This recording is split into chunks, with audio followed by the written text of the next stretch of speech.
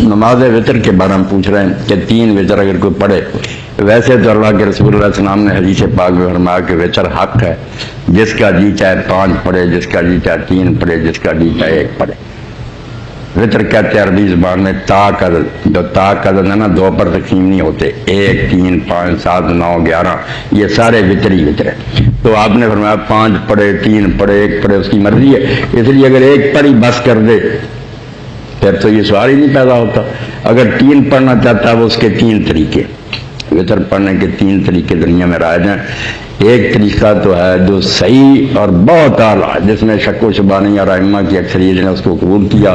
حرمین شریف میں بھی آپ دیکھتے ہیں تراویح کے بعد پڑھنے وہ طریقہ ہے کہ 2 الگ پڑھے جائیں، 2 رکعتیں الگ شروع کی جائے، تحیات، درود، سلام، پھر ختم کر دیں۔ 1 رکعت پھر اٹھ کر اکیلی پڑھیں، وہ نئی شروع کریں، اس میں پھر ثنا پڑھیں، فاتحہ اور سورت پڑھیں، قنوت پڑھیں، اس کو الگ پڑھیں۔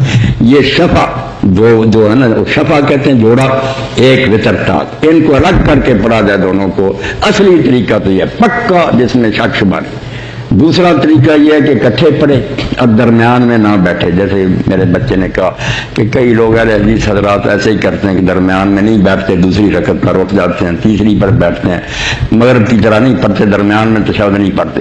یہ طریقہ بھی رسول کریم علیہ السلام سے ثابت نہیں ہے، یہ حضرت عطا بن ابی رباح وغیرہ نے پڑھا، کوئی اس کا ثبوت آپ سے نہیں ہے۔ اور تیسرا جو ہے کہ مغرب کی طرح ہی پڑھتے ہیں 2 تشہد، یہ صحابہ میں سے حضرت ابن مسعود وغیرہ سے آتا، رسول اللہ سے نہیں آتا۔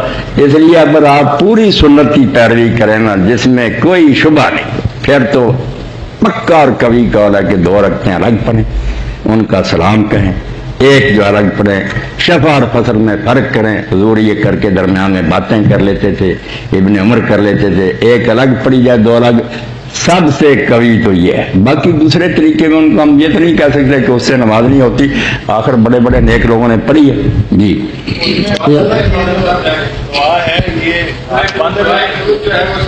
دعائے قنوت کا پوچھا آپ نے۔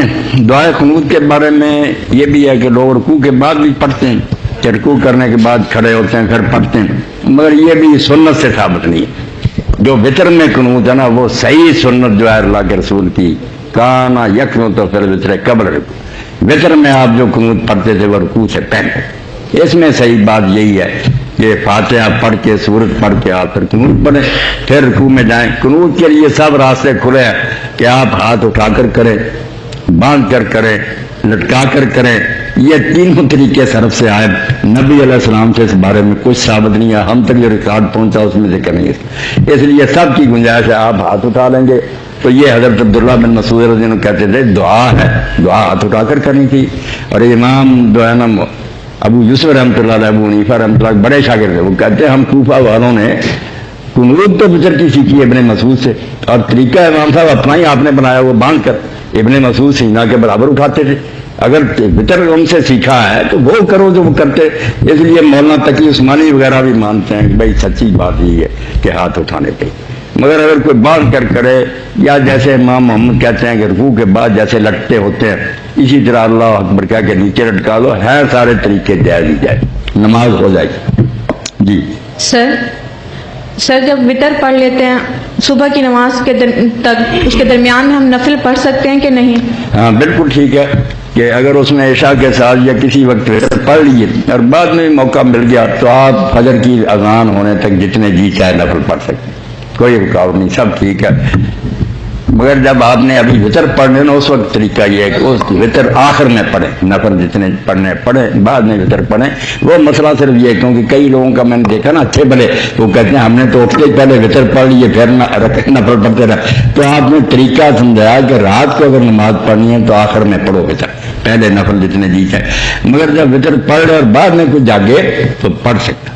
حضرت طلق ابن علی رضی اللہ صحابی تھے، ایک محلہ میں گئے، لوگوں نے کہا ہمیں یہ رمضان شریف کا قیام تراویح پڑھا دے، انہوں نے جماعت کرائی۔ پھر دوسرے محلے میں گئے، وہاں کے لوگوں نے بھی کہہ دیا، آپ امام بن گئے، پھر پڑھائی، مگر جب وطر کا وقت آیا نہیں پڑھائی۔ فرمایا اللہ علیہ السلام فی لیلہ، ایک رات میں حضور نے فرمایا وطر نہیں 2 مرتبہ، نفلوں کی کوئی بات نہیں تھی، وہاں بھی میں پڑھایا تھا، پھر دوبارہ یہی تراویح ان کو پڑھائی، تو کوئی بات نہیں، بعد میں بھی جاگے آدمی تو پڑھ سکتا۔ بہتر یہی ہے کہ چھوڑ دے وطر، اور پچھلے حصے رات میں پڑھے. ان کا اصل وقت جو ہے نا وہ آخر اللیل ہے. ہمیں آسانی دی گئی ہے کہ نہیں اٹھ سکتے, چلو پہلے پڑھ لو. ابو ہریرہ رضی اللہ عنہ چونکہ پڑھتے پڑھاتے رہتے تھے, آپ کی طرح آپ نے انہیں ہدایت کر دی کہ ابو ہریرہ تو سونے سے پہلے وطر پڑھ کر سویا کر. اگر نہ اٹھ سکے گا تو وطر تو پڑھے ہوں گے. جو اٹھ سکے اس کے لیے بہتر یہ ہے کہ 4 فرض اور 2 سنت پڑھ کر نہ سو جائے, بعد میں جب جاگے گا تو پھر نفل پڑھ کے پھر وطر پڑھ.